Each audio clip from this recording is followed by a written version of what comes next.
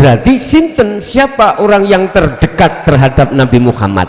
Apakah orang yang ada di alam mukasyafah selalu kepanggil kanjeng Nabi? Bukan, tidak seperti itu cirinya. Yang asli bukan seperti itu. Siapa? Walladzina amanu.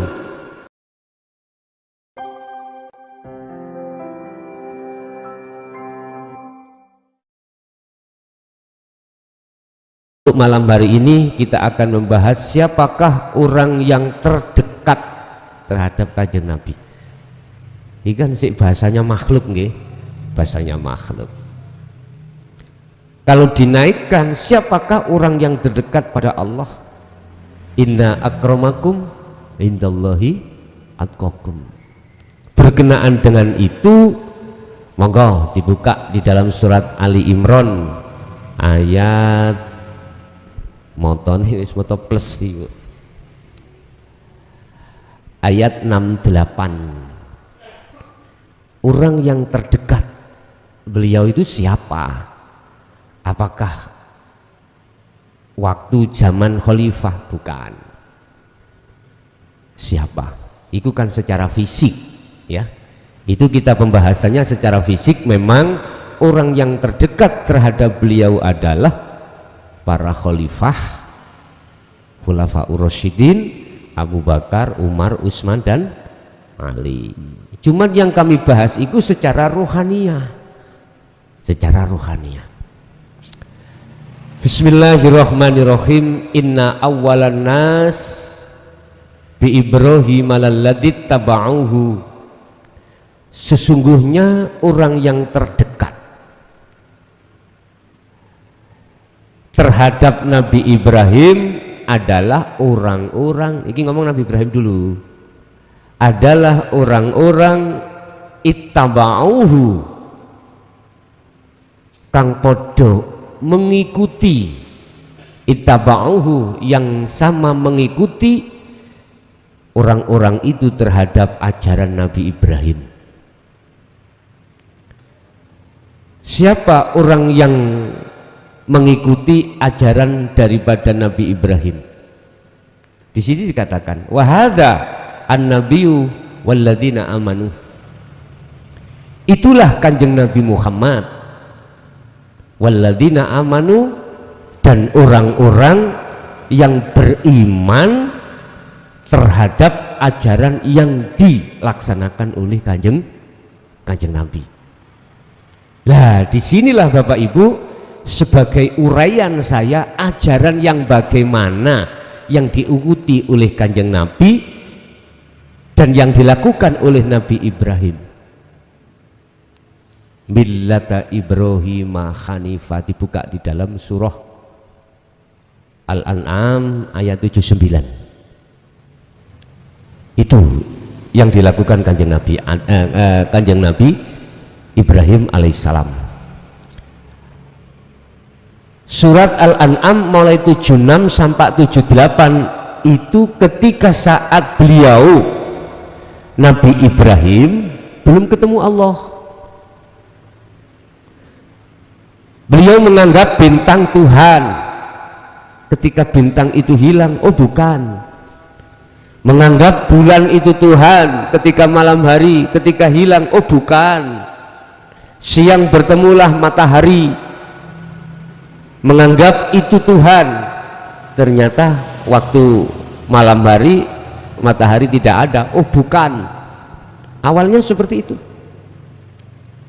Kebingungan mencari Tuhan yang sebenarnya. Kita Bapak Ibu ngalami proses seperti itu. Nah, disitulah yang disebut hati yang mati. Di situ kita masih dikategorikan hati yang terhijabi dengan sesuatu, atau dikatakan hati yang mati. Kata orang Jawa, ono batang urip, ya enggak? Batang urip. Itulah pemahaman la haula wala quwata illa billah yang kita hanya bisa bicara, bisa membaca, tapi ruhaniyah tidak mau mengamalkan maksud daripada la haula wala quwata illa billah. Tidak ada daya upaya kita sebagai makhluk itu, nggak ada, nggak punya kekuatan apapun. Bila mana ada, illa billah, datangnya itu dari Allah. Nabi Ibrahim masih bingung, jenengan nggih masih bingung dalam kebingungan. Buktinya kita bingung menganggap selain Allah hidup itu bisa memberikan satu pertolongan. Konteks iman loh niki, mboten akal. Menganggap selain Allah itu bisa menolong. Berarti selain Allah yang kami maksud adalah makhluk bisa menolong. Padahal tadi sudah dikatakan makhluk itu asli statusnya la haula wala quwata, nggak punya daya upaya apapun, laksana seperti patung. Kayak di trawulan patung ibu ya, sampean moro nang patung, sampean ketes dasi lah menengai, sampean jaluki apa ya menengai, sampean jak ngomong ya gak iso jawab, nggak bisa. Itulah sesungguhnya kita sebagai makhluk, cuman aja berhubung ada illa billah, wujudnya illa billah, ditaruhlah ruh di dalam diri kita, akhirnya bisa ke sana, bisa ke sini, bisa mendengarkan, bisa berucap, bisa melihat, bisa menolong. Begitulah sebenarnya apa yang terjadi. Nah, ketika kita belum tahu status kita, bahwasanya status kita makhluk ini seperti patung, itulah disebut hati yang mati. Berarti gak pantas kita ada maulid, gak pantas. Tapi ketika saat sudah lepas dari itu, surat Al-An'am ayat 79 bagaimana bunyinya di situ? Inni wajjahtu wajhiya lilladzi fataras samawati wal ardo hanifan. Maksudnya ngeten, Nabi Ibrahim, ku arahkan wajah ruhku kepada wajah Allah. Nah inilah ajarannya, mengarahkan wajah ruhku terhadap wajah Allah. Mana wajah ruhku itu? Mana wajah ruhku itu? Imanul haq, ya, imanul haq, wajah ruh itu adalah imanul haq. Moga iman yang benar disebut iman yang benar ketika jatuhnya ruhaniyah kepada laisa kamislihi sayun. Niki lewat mana bisanya jatuh wajah ruhaniyah ini? Lewat sirul asror. Tidak bisa selain daripada itu, nggak bisa. Itu muaranya, itu muaranya. Ketika saat ruhaniyah ini sudah ada nur iman yang isinya iman adalah hidup tersebut yang segala-galanya, maka itulah ini wajah tuh. Al-An'am ya, Al-An'am 79 tadi. Ini wajah tuh, sesungguhnya ku arahkan wajahku. Ini bukan wajah jasmani, maksudnya adalah wajah ruhani. Mana wajah ruhani? Ada dua macam wajah ruhani. Ulaika kal an'am balhum adol. Ada wajah ruhani itu koyok kewan, karena hatinya masih keadaan buta, hatinya masih dalam keadaan disebut sebagai hati yang mati. Ketika Nabi Ibrahim masih menganggap bintang, bulan, matahari, masih kebingungan. Nah inilah. Tapi yang kedua, wajah ruh di situ kalau sudah bersih dari khayawan sifatnya, dikarenakan lepas dari sifat basariyah, maka itulah yang disebut imanul haq. Rasulullah jawab, anta budallaha ka'annaka taroh. Apa? Islam, iman, terakhir ihsan. Imannya sudah betul, dikatakan betul sudah sampai pada laisa kamislihi syai'un. Kalau bahasa hikam la ibsar wa mubsyar wa basyar, sudah tidak ada apa-apa dan tidak ada siapa-siapa, yang ada hanyalah aku. Nah ini, itulah yang terjadi di dalam surat Toha ayat 14. Innani anallah la ilaha illa ana fa'budni wa aqimis sholah lidzikri. Itu yang terjadi. Jadi ajaran Nabi Ibrahim adalah ajaran yang mengarahkan wajah ruhaniyah terhadap wajah Allah, hanifan. Olehnya mengarahkan itu, hanifan itu maknanya adalah tidak tolah-toleh, satu titik. Mungkin orang Jawa mengatakan sudah sampai pada kesuwungan. Ini artinya sudah tidak ada siapa-siapa, yang ada hanya aku. Aku yang disebut di sini bukan aku siapa-siapa, tapi aku yang sesuatu itu laisa kamislihi, bahasa syariat lewat surat Al-Anbiya ayat 25 yang disebut aku itu adalah akunya Allah. Itu. Inilah ajaran Nabi Ibrahim. Wa ma ana minal musyrikin, ditegaskan di dalam surat Al-An'am, kalimat yang terakhir di dalam surat 79, wa ma ana minal musyrikin. Saya bukan termasuk golongan orang-orang yang menyekutukan Allah. Aku bicara Allah bukan nama loh Pak, aku bicara hidup bukan sifat.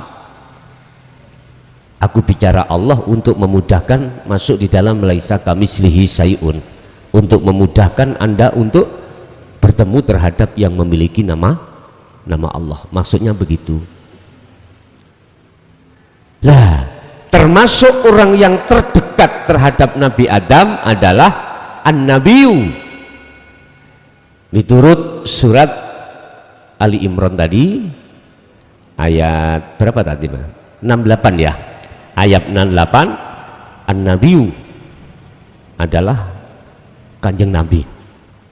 Berarti Kanjeng Nabi itu ajarane yang sampai sekarang belum dikenal umat manusia pada umumnya mayoritas adalah ajarannya Nabi Ibrahim. Apa ajarannya? Bil huda wa dinil haq, yaitu ajaran yang mendidik ruhaniyah Anda untuk bisa masuk di dalam keesaan Allah. Bahasa Jawa itu ajaran yang mendidik ruhaniyah Anda untuk meninggalkan kebiaran dunia. Ruhaniyah bukan jasmaniyah. Ajaran yang mengarahkan ruhaniyah untuk masuk di dalam sistem la haula wala quwata illa billah, ngakoni yen makhluk iku patung. Ini Pak, berarti sinten, siapa orang yang terdekat terhadap Nabi Muhammad? Apakah orang yang ada di alam mukasyafah selalu kepanggil Kanjeng Nabi? Bukan, tidak seperti itu cirinya. Yang asli bukan seperti itu. Siapa? Walladzina amanu, merekalah orang yang percaya terhadap ajaran Nabi Ibrahim tersebut. Ajaran di mana ruhaniyah telah tinggalkan cinta selain Allah, lalu masuk bercinta hanya pada Allah. Ani'budullah wajtanibut tauhid. Ruhaniyah ini akan menjalin cinta pada Allah. Jikalau sudah dikatakan menjalin wajtanibut tauhid, maka ruhaniyah akan berpisah dengan selain Allah. Ruhaniyah loh Pak ya, akan berpisah, pegatan terhadap selain Allah. Siapa selain Allah yang dimaksud? Wa zuyyina linnasi hubbus syahawah minan nisa wal banin wal qanatiril muqantarah. Intinya masih wallah, selain Allah itu perkara-perkara yang masih bisa kau beri nama. Itu lah, di Tidak cukup dia beriman waladina amanu, tetapi dia yastami'unal qaula, dia selalu mendengarkan wejangan-wejangan ilmu kaweruh, wejangan-wejangan tata ilmu keesaan dumateng Allah. Semakin dia ke dalam, maka semakin dia akan haus, tidak mengenal waktu, tidak mengenal tempat. Wong namanya sudah makanannya berulang-ulang berapapun, ditambah berapapun, tetap dia terus bersukaria. Yang kedua, wayattabi'una ahsanahu, mereka juga mengikuti apa yang sebagai petunjuk di dalam ajaran itu, dalam arti selalu kholwat, hati selalu berzikir. Yang kumaksud zikir di sini adalah kesadaran dalam diri bahwasanya pertama diri makhluk, akunya hamba itu patung, diri Allah itulah hakikatnya yang wajib disembah, dan itulah yang berperan atas segala hal apapun. Inilah maksud la haula wala quwata illa billah. Jadi zikir yang menciptakan dalam hatimu kesadaran kalau segala apa yang muncul dalam diri kita atau di luar diri kita itu semuanya illa billah, dari Sang Yang hidup, dari Sang Yang Esa. Bahasa Islami semua dari Allah, berarti kita nggak punya apa-apa udah. Itulah zikir yang kumaksud. Ternyata itulah zikir yang keluar dari la ilaha illa anta subhanaka inni kuntu minadz zalimin, fungsinya di dalam sirul asrar. Kemudian itu dilaksanakan terus menerus, maka sampailah kita di zikir la ilaha illa ana, munculnya fana'u zikri. Pun wallahu waliyul mu'minin, utawi Gusti Allah iku waliyun, menjadi pemimpin penolong bagi siapa? Lil mu'minin, bagi mereka yang beriman. Artinya masuk pada materi kita, siapa orang yang terdekat Kanjeng Nabi? Siapapun mereka yang dikehendaki Allah hatinya mengikuti ajaran dinut tauhid, dinul haq, itulah mereka orang yang terdekat. Jangan yang dimaksud orang yang terdekat secara fisik senes. Mereka adalah yahtassu bi rahmatihi may yasha, orang yang dikehendaki Allah menerima ajaran dinut tauhid. Dengan ajaran itu bil huda, ada banyak petunjuk, yattabi'una ahsanahu, mereka menjalankan dengan istiqomah, tidak mengenal waktu dan tempat, hati selalu memegang tali Allah. Faqadistamsaka bil urwatil wusqa, tali Allah selalu dipegang. Dengan begitu dia tidak pernah lalai dari Allahnya pada di dalam dan di luar dirinya. Bapak Ibu ngingingi mengingat maulid iki, berarti hakikati maulid adalah mereka yang hatinya sudah sampai dan bertemu Allah. Berarti tandanya dia ani'budullaha wastanibut taghut, sudah tidak beriman lagi terhadap selain Allah atas segala-galanya. Amal arif la yarawna li anfusihim syai'an, tandanya mereka apa yang muncul pada dirinya atau di luar dirinya, yusyahiduna annal fa'ila huwallahu ta'ala, dia tidak pernah mengakui kalau datangnya dari si makhluk, tapi datangnya semata-mata dari Allah Subhanahu wa ta'ala. Berarti yang dimaksud af'alullah, penggaweane Allah, itu tidak hanya pada dirinya tapi juga makhluk yang lain. Hati beliau itu selalu seperti itu. Bapak